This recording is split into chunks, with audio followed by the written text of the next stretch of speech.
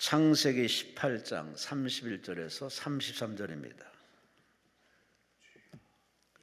구약성경 창세기 18장 31절에서 33절.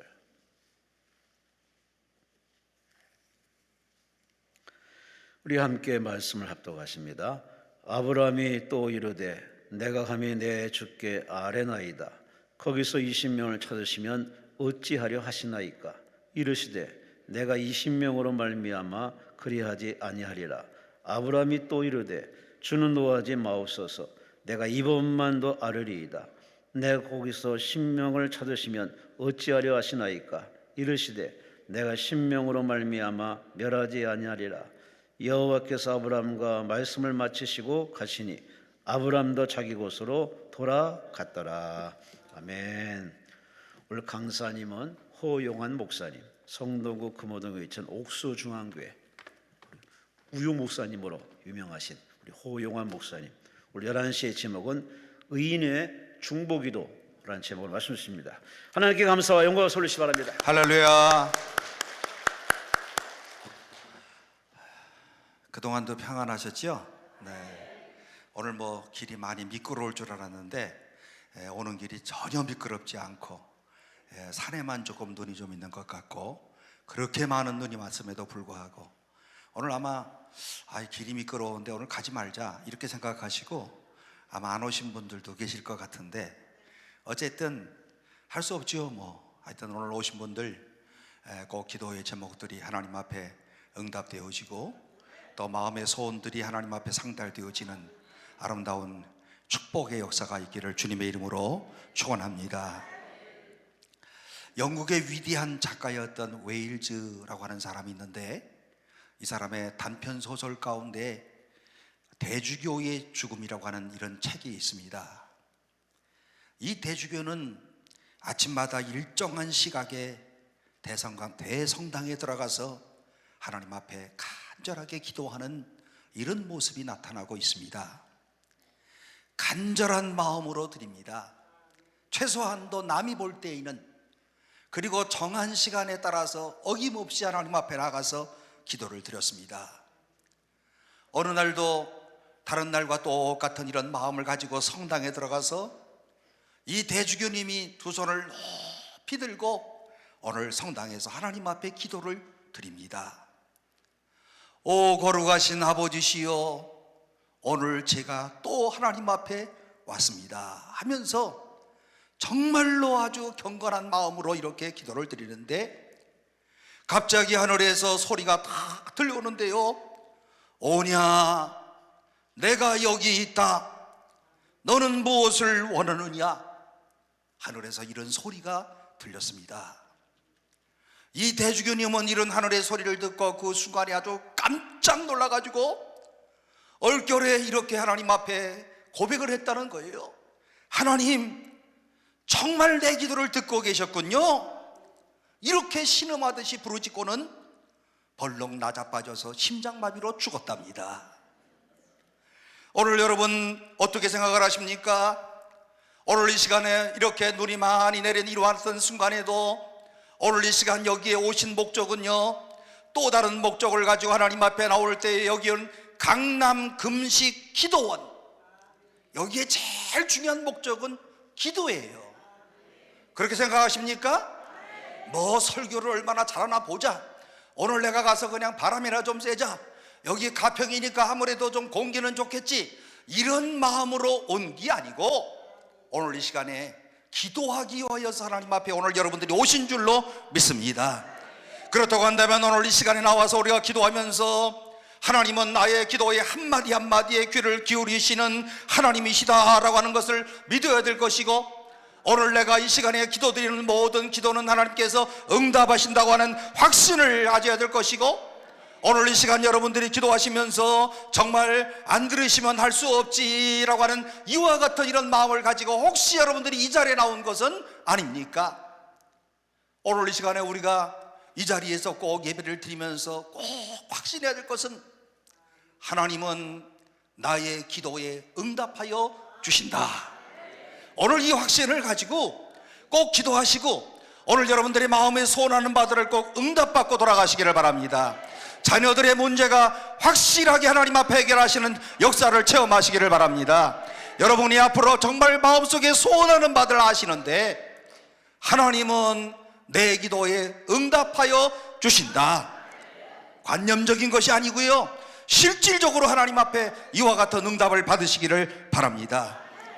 오늘 그러므로 정말 내가 하나님 앞에 있는 것인지, 오늘 그리고 하나님과 나와의 만남 가운데서 하나님 앞에 정말 진실한 그런 기도를 드리고 있는 것인지, 오늘 내가 정말 하나님 앞에 믿음으로 드리고 있는 것인지, 내 하나님 앞에서의 나의 모습은 어떤 모습으로 있는 것인지, 오늘 나의 기도 한마디 한마디 하나님은 귀를 기울이시고 나의 기도에 꼭 응답하여 주신다.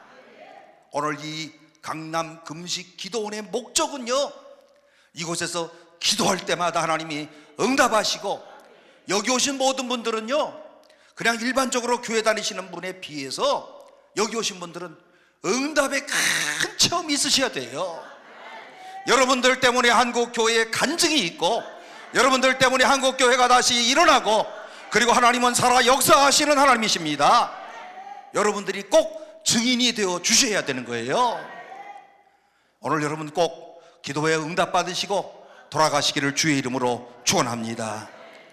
오늘 본문의 말씀 가운데 보게 되면, 오늘 이웃을 위하여서, 나라를 위하여서, 민족을 위하여서 하나님 앞에 중보 기도를 드리면서 하나님께서 오늘 그의 기도에 응답하시는 이런 심오한 그런 교훈을 말씀하시고 있는데, 아시는 바와 같이 창세기 19장 1절로 19절 이하의 말씀 가운데 보게 되면, 당시의 소돔과 고모라 성은 그야말로 극에 달한 이런 도덕적인 그런 부패함이 있었고요, 그리고 타락함이 있었고요, 아시는 바와 같이 오늘 동성연애가 있었고요, 근친상간이 있었고요, 아브라함 시대에 벌써 이와 같은 이런 아주 추악한 이런 범죄들이, 오늘날 우리나라와 같이 이런 범죄들이 있었다는 것입니다.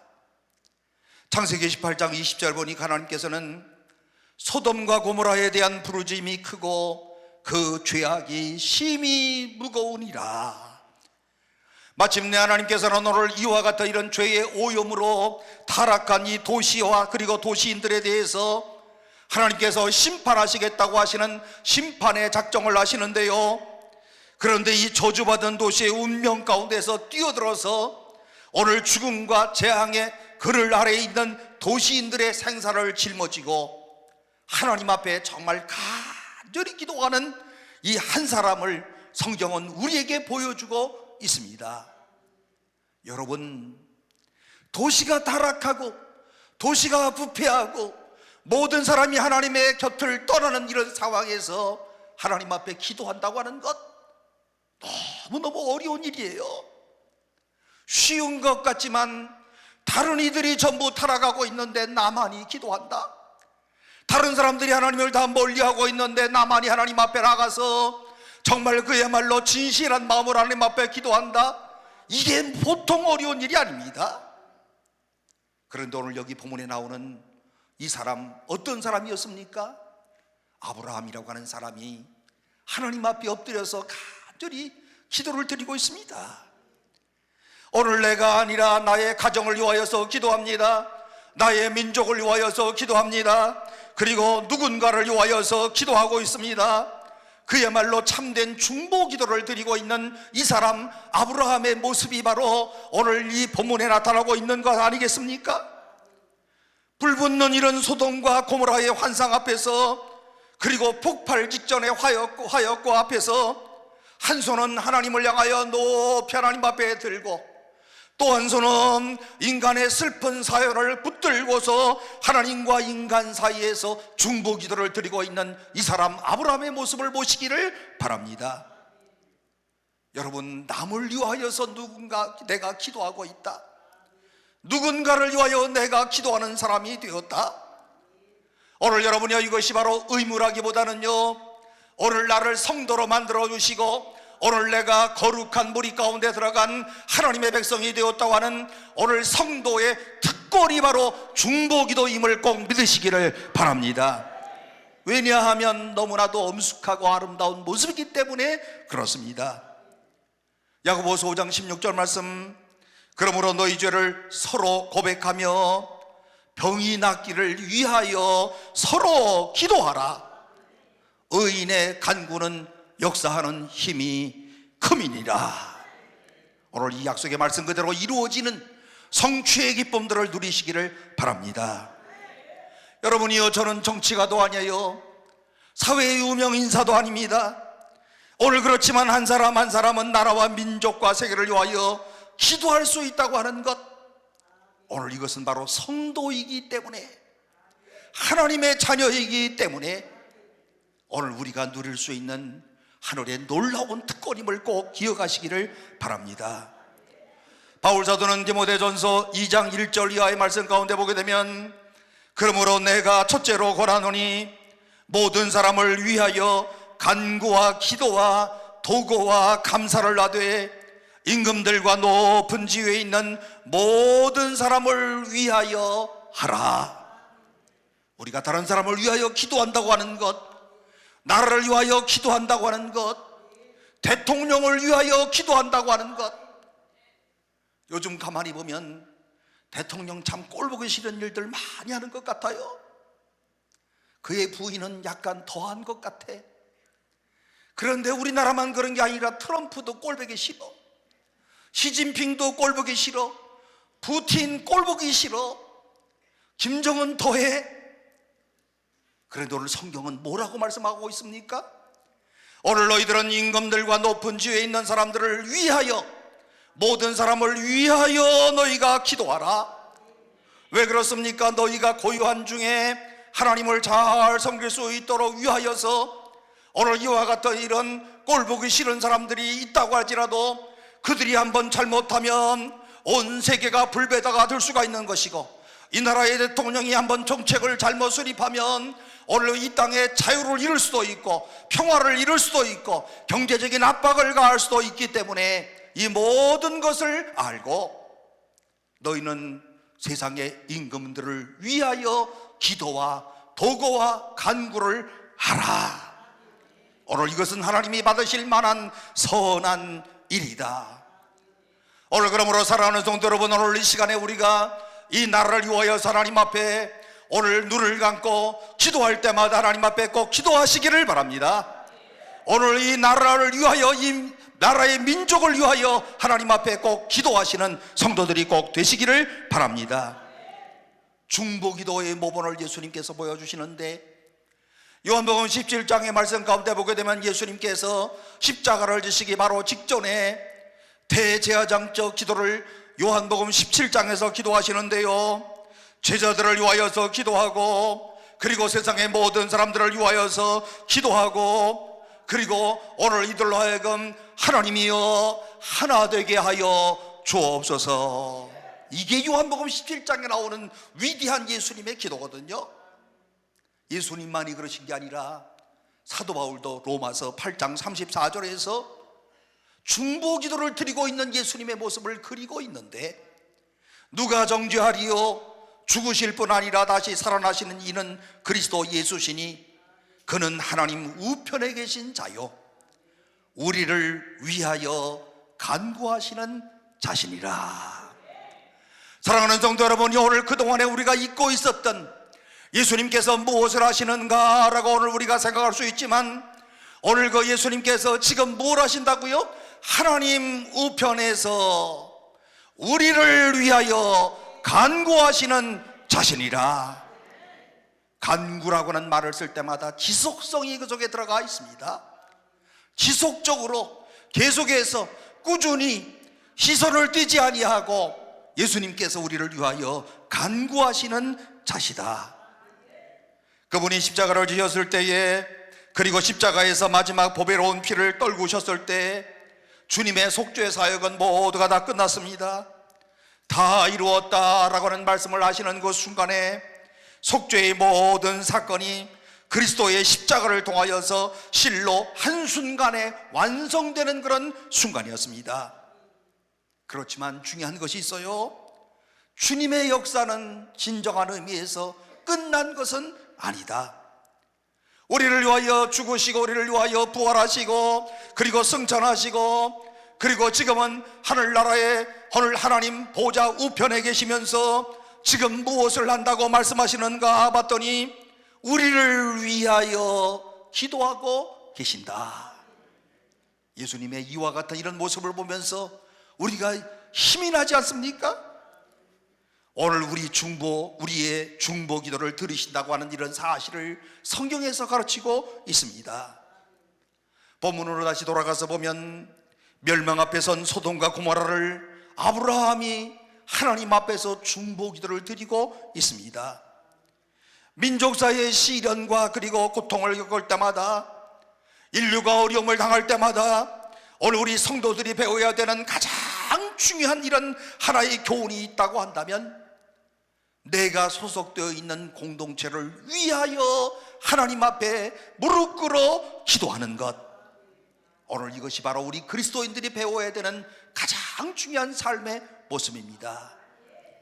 오늘 우리는 이 부분에서 기도할 때 어떻게 해야 될 것인가, 기도의 선결 조건을 우리가 볼 수가 있는데요, 22절 이하의 말씀 가운데 보면 아브라함은 여호와 앞에 그대로 섰더니 하나님 앞에 서 있었다. 그리고 기도를 시작했다는 겁니다. 23절에 보니까 아브라함이 가까이 나아가 이르되, 아브라함이 하나님 앞에 가까이 나아가서 하나님 앞에 기도하는 이와 같은 이런 기도의 모범을 보여주시는데, 오늘 우리가 기도하려고 하는 사람들마다 기도의 선결 조건이 있어요. 오늘 이 기도의 선결 조건이 무엇인가 하면 먼저 하나님 앞에 가까이 나아가야 된다. 생각으로 가까이 나아가야 될 것이고요, 오늘 우리의 마음으로 가까이 나아가야 될 것이고요, 우리의 중심으로 하나님 앞에 가까이 나아가야 될 것이고요, 우리의 몸을 움직여서 하나님의 거룩한 성전으로 가까이 나와야만 할 것이다. 여러분, 그러면 하나님 앞에 가까이 서지 못하게 하는 어떤 벽이 있다는 말이겠습니까? 이사야서 59장 2절 말씀 가운데 보게 되면 여호와의 손이 짧아 구원하시지 못하심도 아니요 귀가 둔하여 듣지 못하심이 아니라 오직 너희 죄악이 너희와 너희 하나님 사이를 갈라놓았고 너희 죄가 그의 얼굴을 가리어서 너희에게서 듣지 않으시게 하매니라. 무슨 말씀이겠습니까? 너희의 죄악이 오늘 우리가 하나님 앞에서 하나님과 너희 사이를 갈라놓았고, 오늘 너희의 죄악으로 인하여 이런 두꺼운 벽으로 인하여 하나님과 너희 사이가 오늘 막혀있다라고 하는 이와 같은 이런 말씀 아니겠습니까? 호렙산 가시떨기 나무 가운데 나타난 주의 영광 앞에 나아가려고 하는 모세에게 하나님께서 하셨던 말씀 기억하십니까? 이리로 가까이 하지 말라. 너의 선 곳은 거룩한 땅이라. 네 발에서 신을 벗으라. 하나님을 만나려고 하는 사람들마다, 거룩하신 하나님을 만나려고 하는 이와 같은 마음을 갖고 있는 사람들마다 먼저 해야 될 그런 중요한 그런 일들이 있는데요, 하나님이 요구하시는 것이 있는데, 하나님이 뭘 요구하신다고요? 거룩을 요구하시고 계신다. 내가 거룩하니 너희도 거룩하라. 모든 사람들이 다 하나님 앞에 나올 수가 있습니다. 돈 있는 사람도 나올 수 있고 없는 사람도 나올 수 있고, 노인도 나올 수가 있고 젊은이도 나올 수 있고, 잘난 사람도 나올 수 있고 못난 사람도 나올 수 있고, 배운 사람도 나올 수 있고 못 배운 사람도 나올 수 있지만, 모든 사람이 나올 수 있지만, 모든 사람들이 하나님 앞에 교통하기를 원한다고 한다면 먼저 해결해야 될 문제가 있는데, 죄의 문제를 해결해야 한다. 이 죄의 문제가 해결될 때 하나님 앞에 가까이 나갈 수가 있습니다. 그리고 주의 보좌 앞에 가까이 나가 설 수가 있습니다. 거룩한 입술을 열어서 하나님 앞에 오늘 나의 마음의 소원을 아뢰 수가 있습니다. 야고보 4장 8절 이하의 말씀 가운데 보면 하나님을 가까이 하라. 그리하면 너희를 가까이 하시리라. 죄인들아 손을 깨끗이 하라. 두 마음을 품은 자들아 마음을 성결하게 하라. 먼저 오늘 우리가 기도할 때 하나님 앞에 가까이 나오시되 또 하나님 앞에 가까이 나가기 위하여서는 먼저 깨끗함을 얻어야만 된다는 사실을 꼭 기억하시기를 바랍니다. 오늘 그러므로 주님 앞에 나올 때마다, 오늘 이 시간에, 오늘 내가 입술을 열어서 기도할 때마다, 엎드려 하나님의 이름을 찬양하고 경배할 때마다 혹시 나와 하나님 사이에 가로막고 있는 죄악은 없는지, 오늘 그리고 내 자신을 통찰하면서 오늘 내가 하나님 앞에 정말 나가기에 부끄러움이 없는지, 오늘 내 자신의 죄악을 다시 한번 생각하고 주님 앞에 내려놓고 회개하는 이와 같은 일. 그리고 오늘 우리가 꼭 주장해야 될 것이 있어요. 주님, 나는 그리스도의 보혈을 믿습니다. 나는 그리스도의 보혈을 의지하고 주 앞에 나왔습니다. 주의 보혈로 나를 정결하게 하여 주시고, 오늘 그리고 정말 나를 하여금 깨끗함을 주어서 오늘 이 시간 주 앞에 나왔사오니 종이 드리는 기도에 주여 응답하여 주옵소서. 이때부터 우리는 하나님과 기도가 교통이 시작된다는 사실입니다. 어느 날 뒤에 무대에게 어떤 사람이 와서 이렇게 물어봤대요. 목사님, 기도가 뭡니까? 도대체 기도라는 말을 많이 듣기는 했는데 기도라고 하는 것이 도대체 뭡니까? 이때 무디 목사님은 기도에 대한 가장 소담한 정의를 이렇게 말씀하여 주셨습니다. 기도란 하나님과 같이 있는 거야. 기도란 하나님 앞에 같이 있는 거야. 그리고 기도는, 이 무디는요, 이 사실을 더욱 알기 쉽게 예화로 설명하는데요, 어느 날 무디 선생님이 서재에서 열심히 말씀을 연구하고 있는데 무디의 5살 먹은 아들이 서재로 들어옵니다.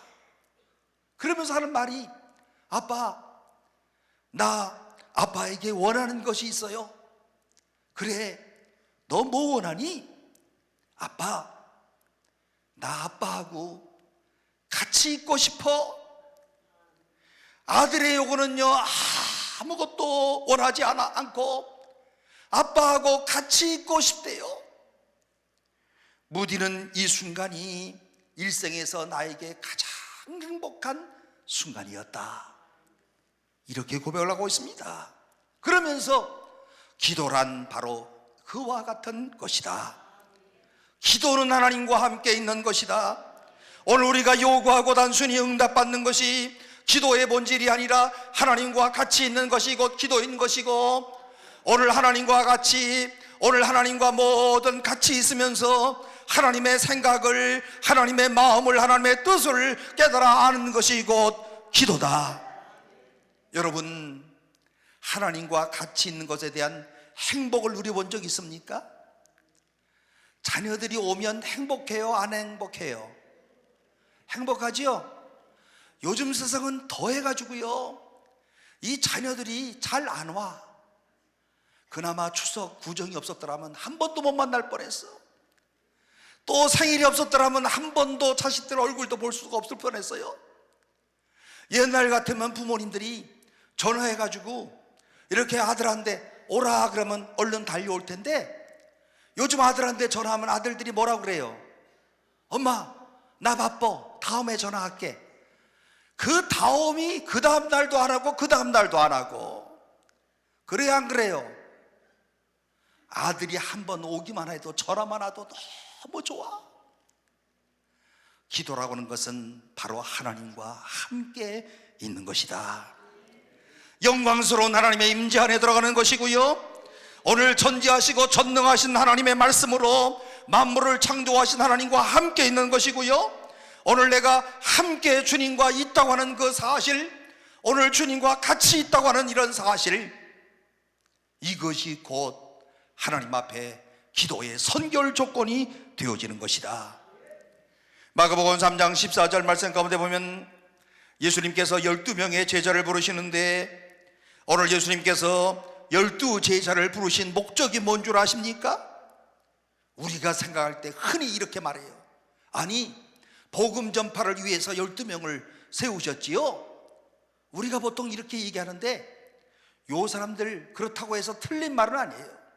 그런데 성경을 깊이 있게 못 보시는 분들이에요. 마가복음 3장 14절에서 무슨 말씀을 하시는가 하면, 이에 12를 세우셨으니 이는 자기와 함께 있게 하시고 또 보내사 전도도 하며. 무슨 말씀이 제일 먼저 있어요? 예수님께서 12명의 제자를 부르신 목적이 무엇인가 하면, 오늘 12명의 제자와 함께 있게 하시기 위하여서, 전도하기 전에 함께 하기 위하여서 여러분 함께 있다고 하는 것이, 이것이 얼마나 참 뿌듯한 말씀이겠습니까? 오늘 여러분들은 영광스러운 주님이 오늘 나와 함께 있기를 원하신다고 하는 사실, 오늘 이 넘치는 행복을 여러분 체험해 보셨습니까? 주님은 나와 함께 있기를 원하시는 분이시다. 아시는 바와 같이 마르다가 자기 집에 찾아온 주님을 위하여서 얼마나 많은 수고를 했습니까? 그리고 얼마나 많은 대접을 했습니까? 그런데 주님 앞에 서서 주의 말씀을 듣기를 원하였던 마리아를 칭찬하신 이유가 무엇이라고 생각하십니까?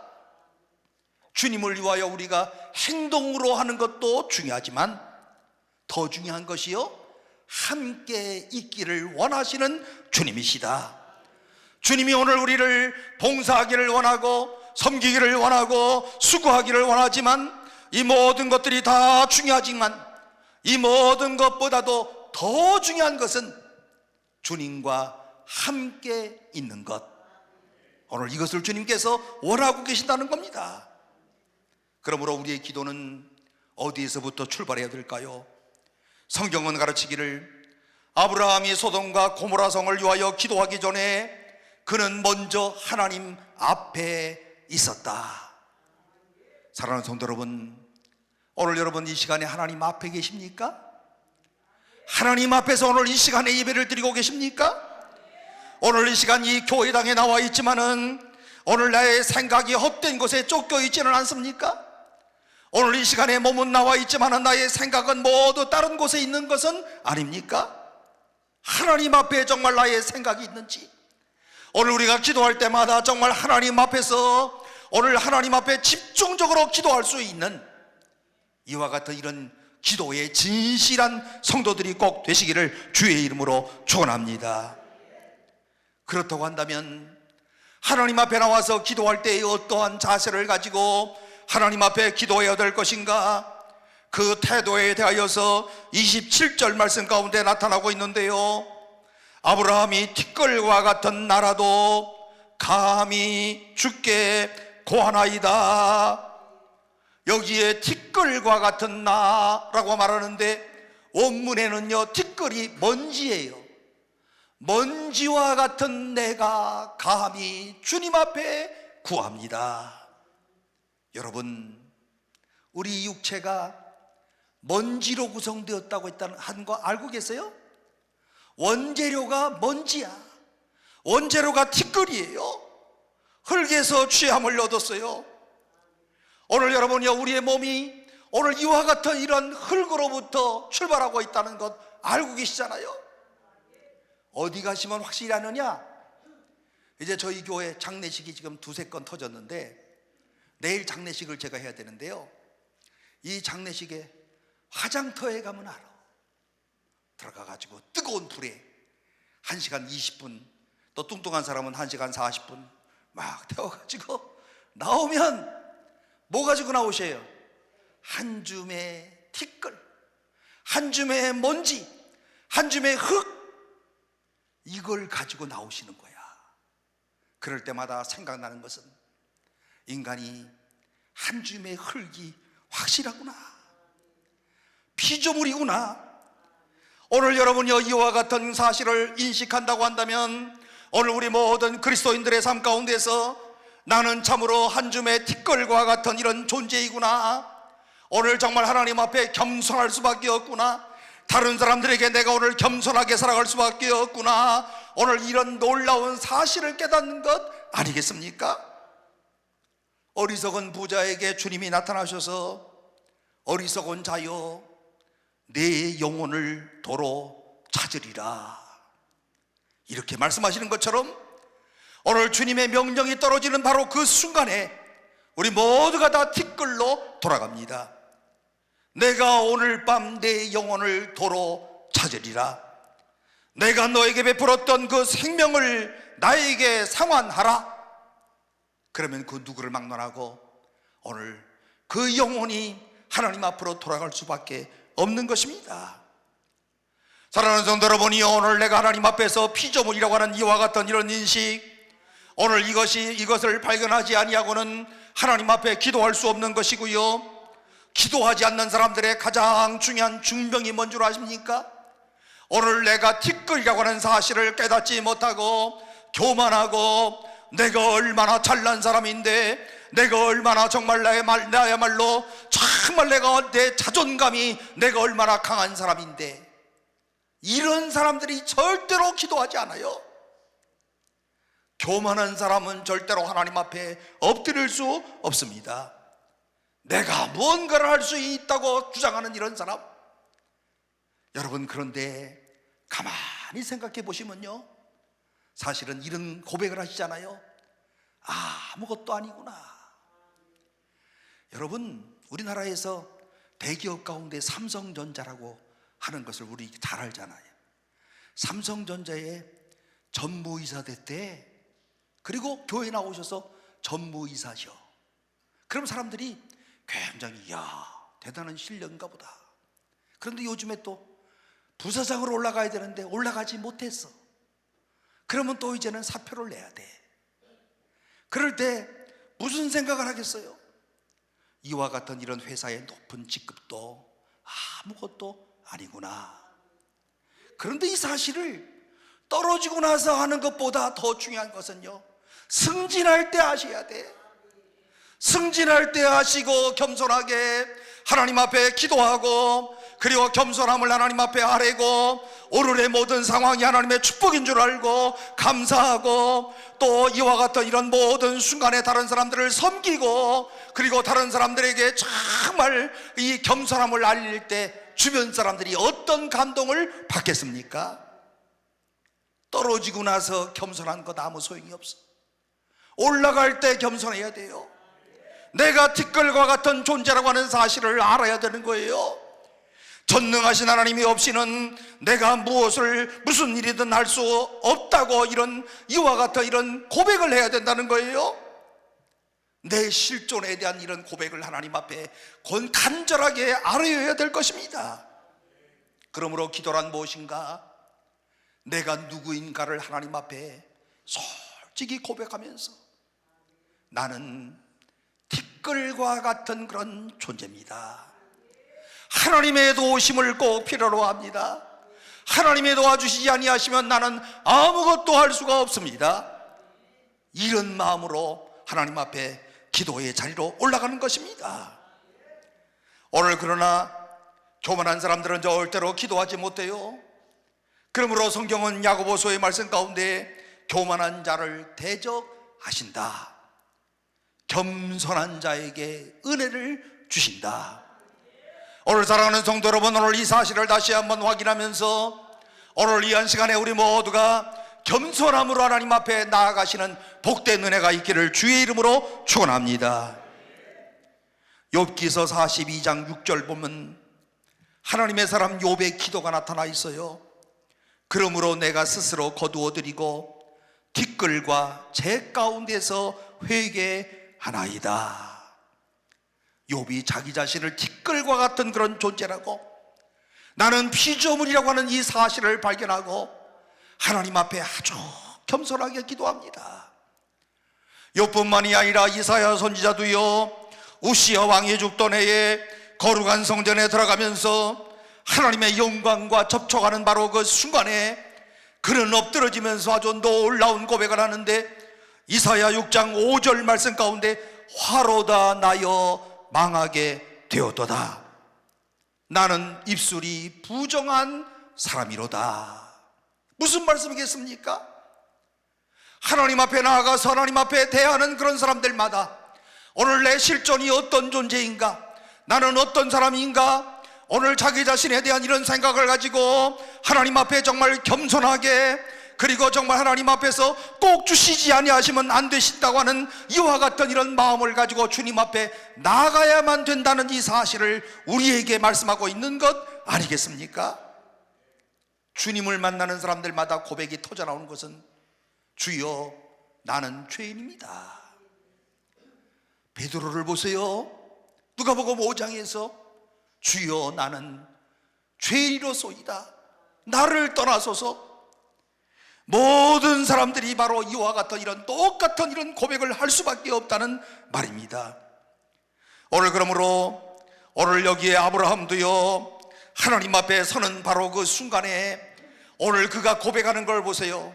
티끌과 같은 존재인 내가 감히 하나님 앞에 아뢰입니다. 죄인에 대한 이런 철저한 자각이 이 말씀 가운데 그대로 고백으로 나타납니다. 그런데 진정한 그런 기도는 자기 비판에만 머물러 있는 것은 아니고, 어떤 사람은요 하나님 앞에 비천한 자기 모습에 이런 도달을 해서 더 이상 기도 못하는 사람이 있어요. 주님 나는 죄인입니다. 감히 죄인은 내가 입술을 어떻게 열어서 주 앞에 기도할 수가 있겠습니까? 하고서 여기에서 끝나는 사람들이 있어요. 그런데 이것은 옳지 않은 그런 태도 아니겠습니까? 나는 티끌과 같은 존재이기 때문에 모든 것을 체념해야 되는 그런 사람이 아니고, 오히려 티끌과 같은 존재이기 때문에 주님의 도우심을 필요로 합니다. 이게 바로 바른 자세인 것입니다. 주여 내가 티끌과 같은 이런 존재고 나는 정말 부족한 존재이기 때문에 오늘 주님이 나에게는 꼭 필요한 분이시고 오늘 주님이 아니시면 안 됩니다. 그러므로 오늘 내가 감히 주 앞에 나옵니다.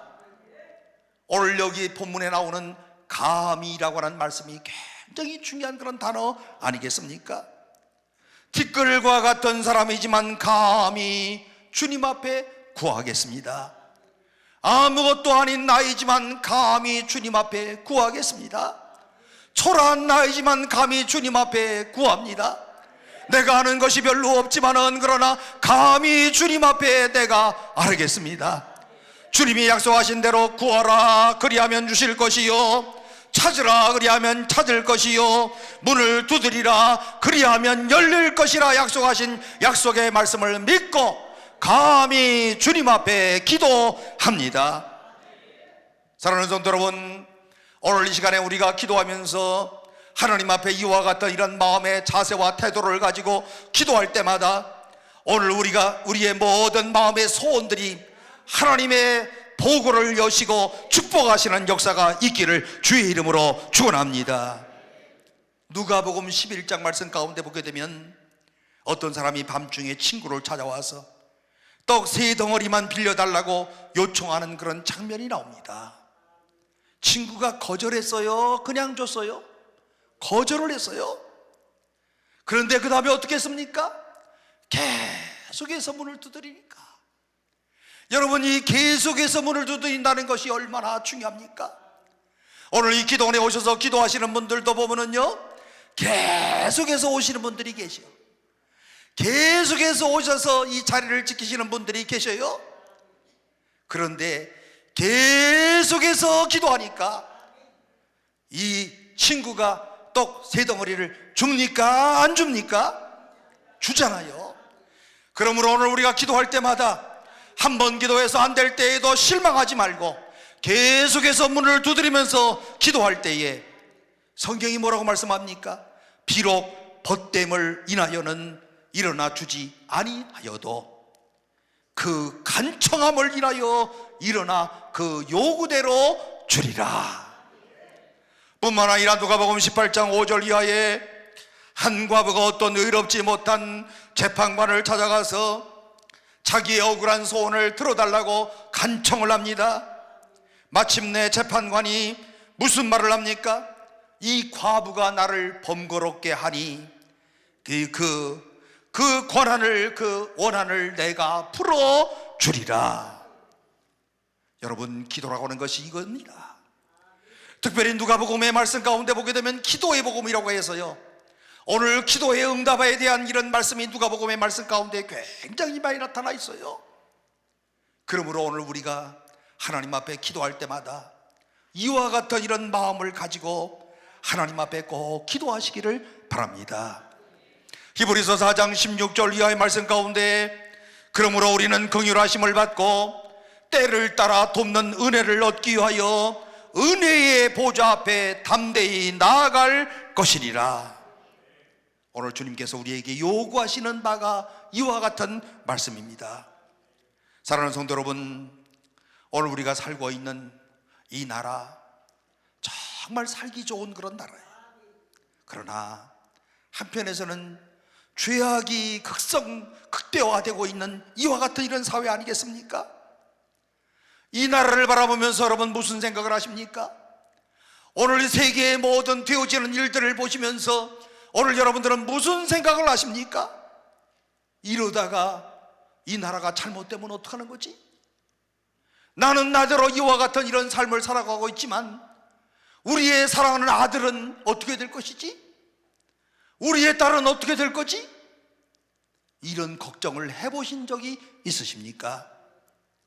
오늘 이 시간에 주님 앞에 겸손함으로 티끌과 같은 저라도 감히 주님 앞에 기도합니다.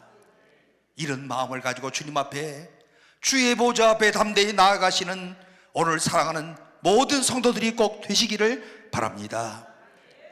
오늘 본문의 말씀 가운데 보게 되면 누구를 위하여서 이제는 기도해야 될 것인가, 그 기도의 범위에 대해서 쭉 말씀하고 있는데 오늘 본문의 말씀 가운데 아브라함은요 뭐라고 기도하는가 하면 주께서 의인을 악인과 함께 죽이심은 부당하지 않습니까? 아브라함은 결코 의만을 위해서 기도한 것은 아니었습니다. 24절 이하의 말씀 가운데 보면 맨 처음에 하나님이여 의인 몇 명이요? 50명만 있으면 소돔과 고모라 성을 멸하지 아니하시겠습니까? 하고서 보니까 50명을 아무리 세워도 안 돼. 그래서 그 다음에 뭐라고 말씀해요? 그 중에 5명을 줄여 45명만 있으면 되겠습니까? 라고 또 하나님 앞에 또 이렇게 기도를 합니다. 오늘 그야말로 45명에서 그 다음에는 40명, 30명, 20명, 그리고 몇 명까지요? 10명까지 쭉쭉쭉쭉 내려갑니다. 그런데 여러분, 이 10명 찾으시면 어찌하겠습니까? 이렇게 물었을 때 하나님께서 뭐라고 그러십니까? 10명 가지고는 안 된다. 10명 있으면 내가 아무래도 심판의 칼을 들어야 되겠다, 이렇게 말씀하시는 것이 아니고요. 뭐라고 그러십니까? 10명으로 말미암아 내가 멸하지 아니하리다. 여러분, 그리고 아브라함이 여기에서 끝내요, 안 끝내요? 10명으로 끝내. 이게 바로 무슨 의미를 갖고 있겠습니까?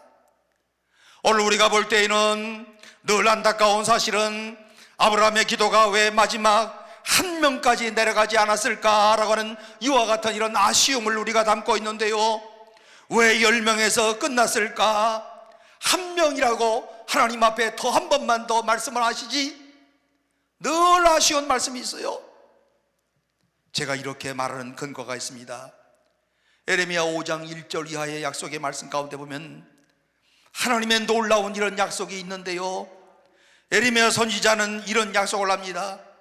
너희는 예루살렘 거리로 빨리 다니며 그 넓은 거리에서 찾아보고 알라. 너희가 만일 정의를 행하며 진리를 구하는 자를 한 사람이라도 찾으면, 한 사람이라도 찾으면 내가 이 성읍을 용서하리라. 아브라함이 오늘 이와 같던 이런 하나님의 약속의 말씀을 알았더라면 하나님 앞에 이 한 사람의 의인을 걸고 하나님이여 소돔과 고모라 성을 용서하여 주옵소서, 한 사람의 의인을 살피시고 이 한 사람으로 인하여 소돔과 고모라 성을 멸하지 마옵소서, 이렇게 기도드렸을 터인데 가장 불행한 사실은 아브라함의 기도가 10명에서 끝났다. 이게 가장 안타까운 말씀입니다. 기도의 지속성, 기도의 인내. 우리가 중간에 기도하다가 다 끝내잖아요. 안 되나 보다 그러면서 자기 나름대로 여러 가지 변명을 갖다가 붙여. 그러나 성경은 오늘 기도하다가 중간에서 끝내고 이런저런 변명을 붙이라는 말씀이 없어요. 언제까지 기도해야 돼요? 응답이 있을 때까지, 한 명 때까지. 10명에서 그치지 말고 꾸준하게 응답될 때까지 기도하라. 여러분이요, 사무엘은요 어느 날 하나님 앞에서 이런 고백을 합니다. 내가 하나님 앞에서 기도하기를 쉬는 죄를 범하지 아니하겠습니다. 내가 하나님 앞에서 기도 쉬는 죄를 범하지 않겠습니다. 오늘 우리는 기도 쉬는 죄를 범하고 있는 것은 아닌지요? 그저 여기에 핑계들이 굉장히 많아요. 그저 이 핑계 저 핑계, 핑계가 없어서 마치 기도에 못나 나오는 것처럼 생각을 하고 계세요. 그런데 사무엘의 말씀을 들어보면 기도 쉬는 죄를 범하지 않겠나이다. 기도 쉬는 것을 범죄로 생각했어요. 그러니까 사무엘이 얼마나 하나님 앞에 뜨거운 마음으로 기도했습니까? 오늘 내가 나의 가정을 위하여 기도하는 것을 쉬지 않겠습니다. 오늘 내가 나의 교회를 위하여 기도하는 것 쉬지 않겠습니다. 오늘 내가 내 나라를 위하여 기도하는 것 쉬지 않겠습니다. 오늘 그런데 기도를 쉬면 그 다음에 악한 영이 침투하여서 어지럽게 만들고 혼란하게 만든다고 하는 사실을 여러분 알고 계십니까? 오늘 우리 교회를 위하여 기도를 한 것, 기도할 때 악한 영이 틈타지 못한다는 사실을 꼭 기억하시고 기도 중단하는 범죄를 저지르지 아니하시는 지혜로운 성도들이 꼭 되시기를 바랍니다. 그리고 사무엘은 이렇게 말을 했습니다. 너희를 위하여 기도하기를 쉬는 죄를 하나님 앞에 결단코 범하지 않겠다. 사랑하는 성도 여러분, 오늘 여러분들이 꼭 사무엘과 같은 이런 성도들이 꼭 되시기를 바랍니다. 어떻게 생각하면 오늘 기도하지 않고 그냥 한 번씩 교회 왔다리 갔다리 하는 사람들에게 소망이 없어요. 그래도 오늘 이 시간에 기도의 응답을 받고 기도를 체험하고 하나님께서 나의 질병을 고쳐주시고 나의 축복의 기도에 응답하신 것을 체험하신 여러분들이 한국교회의 소망인 줄로 믿습니다. 바울 사도도 그렇게 말씀하잖아요. 쉬지 말고 기도하라. 쉬지 말고 기도하라. 아브라함의 기도의 종말이 소돔의 종말을 가져왔다는 이런 사실을 꼭 잊지 마시기를 바랍니다. 아브라함의 기도가 계속되었더라면 소돔성에는 아직도 이와 같은 이런 하나님의 약속이 남아 있었을 것입니다. 성도 한 사람의 기도, 오늘 나 한 사람의 기도가 우리 가정을 살리고 우리 교회를 살리고 우리 공동체의 운명을 좌우하고 이 나라의 역사를 주장한다고 하는 이 사실을 꼭 믿으시기를 바랍니다. 스폴전이 이런 말을 했어요. 성도 한 사람의 기도는 연대의 병력보다도 국가에게는 더욱더 큰 축복이다. 그러므로 영국의 여왕은 스코틀랜드의 1만 명의 병력보다도 존 낙스 한 사람의 기도를 더 두려워했다. 기도하기를 쉬는 범죄를 범하지 말아야 될 것입니다. 오늘 우리가 꼭 오늘 이 시간을 통해서 열심으로 기도해야지. 이 생명 끝나는 시간까지 기도하며 살아야지. 나에게 주어진 이와 같은 이런 생명, 이 사명을 잘 끝까지 감당해야지. 왔다 갔다 하지 않고 하다 안 하다 그렇게 하지 아니하고 지속적으로 기도해야지. 여러분, 제가 목회하면서요 제일 좋은 사람이 누구게요? 한결같은 사람이야. 한결같은 사람. 예? 저한테 한결같은 사람 아시겠어요? 그게 무슨 말씀인지 아세요? 저한테 한결같은 사람. 늘 항상 이렇게 똑같아. 예? 늘 일정해요. 늘 성실해. 그런데 제일 힘든 사람이 누군지 아세요? 그냥 왔다 갔다 하는 사람. 그 말이 뭐냐면 어떤 때는 저한테 엄청 잘해. 너무 잘해가지고 남들이 오해할 수도 있어. 예? 그런데 어떤 때에는요 항상 또 하얀 눈동자를 뜨고 돌아다녀. 정말 피곤해. 제가 어떻게 그런 사람을 대해야 될 것 같아요? 예? 그렇다고 해서 집사님 우리 교회 나오지 마, 이렇게 말도 못하는 거잖아요. 예? 하나님이 제일 편안한 사람이 누구게요? 한결같은 사람. 기도를 할 때에도 늘 꾸준하게 하나님 앞에 꾸준하게 나와서 기도합니다. 그냥 하다가 말다가 또 그리고 세상에 돌아다니다가 그 다음에 또 회개하고 온다 그러고, 하나님도 얼마나 힘드시겠어요. 한결같은 사람이 제일 오늘 주님이 좋아하시는 사람, 성실한 사람을 좋아하셔요. 성실하다고 하는 말은 바로 한결같다는 그런 뜻이고, 일정분별하게 꾸준하게 기도하기로 작정했으면 꾸준히 기도하고, 하나님을 잘 섬기기로 오늘 마음에 작정을 했으면 오늘 이 작정대로 살아가려고 노력하고 애쓰는 이와 같은 이런 사람, 하나님도 이와 같은 사람을 기뻐하시는 줄로 믿으시기를 바랍니다.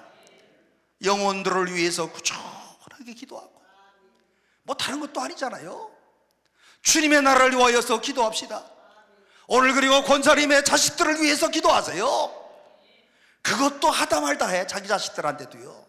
하다가 말다가 기분 좋으면 그냥 또 그냥 하나님 앞에 기도한다고 그러다가 또 기분 나쁘면 또 기도 안 한다고 또 돌아다니다가, 여러분 제가 가만히 생각해 보니까 하나님도 굉장히 피곤하시겠어. 나 때문에. 안 그래요? 이 변덕 때문에 힘드시겠어요. 변덕들이 얼마나 많은지 몰라. 오늘 본문의 마지막 가장 중요한 교훈은 의인이 존재하는 그런 이유입니다. 26절 말씀 가운데 보니까 하나님은 의인을 위하여 온 지경을 용서할 뜻을 가지시는데, 의인 한 사람 때문에 이와 같은 하나님의 위대한 마음의 결정을 하십니다. 오늘 여러분이여, 소돔의 정치가들은 오늘 그들의 정치가 국가의 안보를 가져오는 것이라 이렇게 생각했을런지도 몰라요. 소돔의 군인들은요, 그들의 군사 전략이 국가의 안보를 가져오는 것이라 이렇게 생각했을런지도 몰라요. 소돔의 교육자들은 오늘 이들의 교육이 안보의 원천이라고 생각했을런지도 몰라요. 소돔의 경제인들은 오늘 그들의 헌신적인 이런 결정과 활동이 오늘 이 소돔의 문명을 결정할 것이라고 이렇게 착각했는지도 몰라요. 그러나 하나님께서 뭐라고 말씀을 하십니까? 아니다. 저 의인들 때문에 내가 아직도 이 성을 유보하고 있느니라. 오늘 의인한 사람 바로 너 때문에 오늘 내가 이 소돔성을 유보하고 있느니라. 소돔성을 심판하고자 하는 이와 같은 이런 죄악에 관영하고 있지만 내가 유보하고 있는 이유는 의인 한 사람 바로 너 때문에 내가 유보하고 있노라. 창세기 19장 29절에 22절에 보면 하나님께서 롯에게 이렇게 말씀을 하십니다. 그리로서 기도망하라. 네가 거기 이르기까지는 내가 아무 일도 행할 수 없노라. 이게 무슨 말씀인지 아세요? 네가 그곳에 올 때까지는 너 한 사람 때문에 네가 도착하기 전에는 내가 아무 일도 할 수 없느니라. 얼마나 놀라운 말씀이겠어요.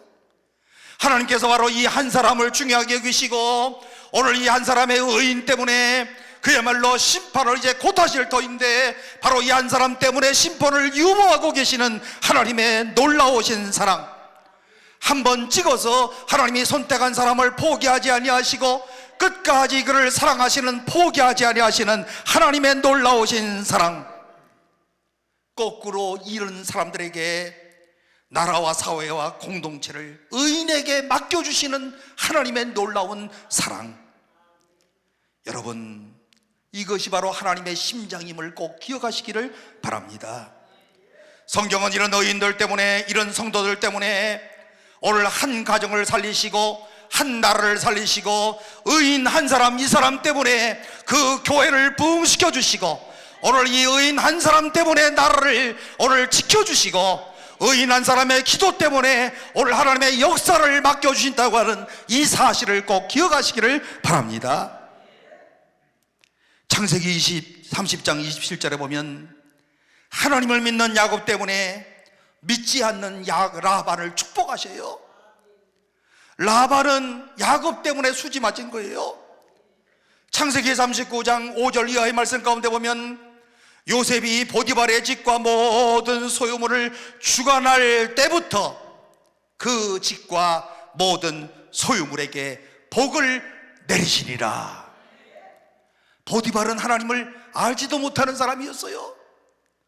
그렇지만 하나님을 아는 사람, 하나님이 사랑하는 사람 요셉 때문에 보디발의 집에 하나님께서 복을 내리신지라.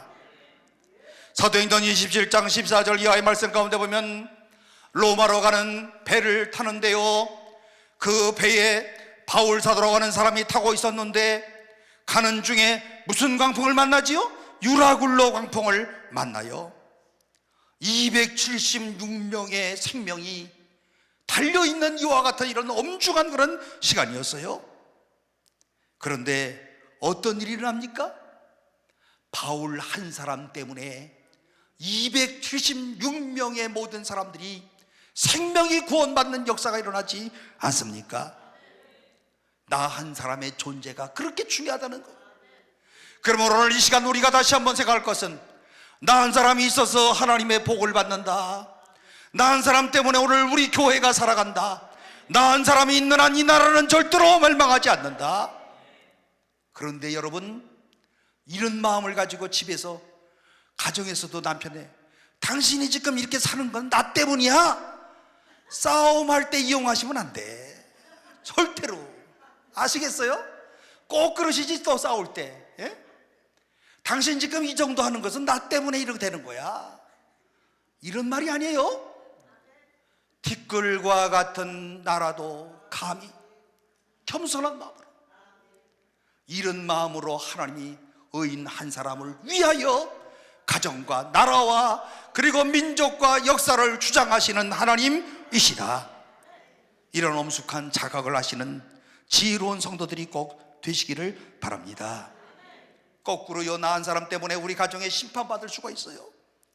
역사를 해부해 본다면 기독교 문화가 소개된 이런 사회 가운데서 오늘 이런 문명의 붕괴는요, 어떤 과정을 겪었는가 역사를 보면요, 그리스도인과 교회의 부패가 크게 도착했을 때 하나님이 심판하시는 거예요. 예컨대 오늘 6.25 비극을 해석하던 한 민족 사학자의 해석을 보면요, 오늘 6.25 새벽에 정치인들만 이런 잠들어 있었다 이렇게 생각하지 마세요. 1950년 6.25가 터지는 1949년 교회가 분열되고요, 교회의 지도자들이 아주 그냥 서로 간에 싸우고, 오늘 그야말로 정권이 교회의 교권을 잡기 위하여서 애쓰고 노력했던 이와 같은 이런 역사를 한국 기독교 역사에서 우리는 얼마든지 볼 수가 있습니다. 그러므로 6.25 전쟁도 왜 이와 같은 이런 비참한 전쟁이 터졌느냐? 교회가 부패할 때, 교회가 잘못할 때, 하나님이 그토록 기대하고 계시는 이 교회가 잘못 나갈 때 하나님께서 심판의 칼을 빼드셨다. 사랑하는 성도 여러분이요, 제가 교회사를 보면서요, 신부님들은 결혼을 안 하셔. 결혼을 안 하시니까 사람들이 어떻게 생각을 하냐면, 신부님들은 깨끗하게 생각해. 근데 목사님들은 결혼했다고 더럽게 생각해. 예? 그런데요 여러분, 천주교회가 지금 베드로가 1대 교황이라고 얘기를 하는데 2000년의 역사 가운데 265대인가 지금까지 나왔잖아요. 그런데 천주교 베드로 결혼했어요, 안 했어요? 베드로 결혼했어요, 안 했어요? 잘 모르시나 봐. 베드로도 결혼했잖아요.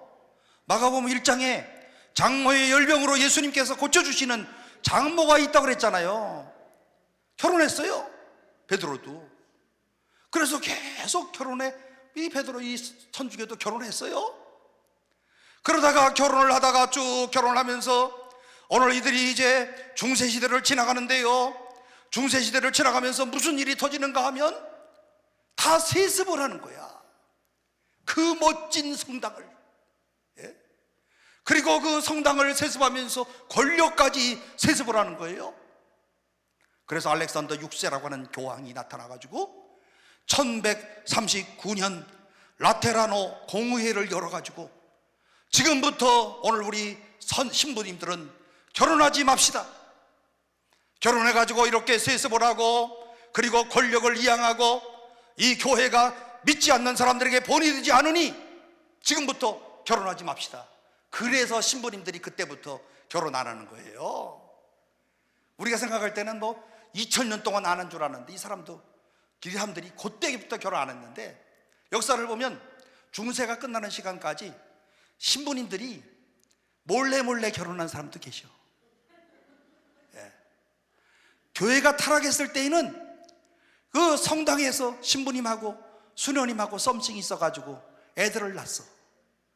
그래서 돌볼 사람이 없어서 고아원이 생겼어. 여러분, 이게 다 타락한 모습. 한국교회를 정말 제가 조심스러운 이런 공적인 자리에서 죄송스럽지만 어떻게 생각을 하십니까? 저는요, 한국교회가 지금 이 세습하는 것들 보면 다 대형교회들이에요. 교인들은 잘 모르셔.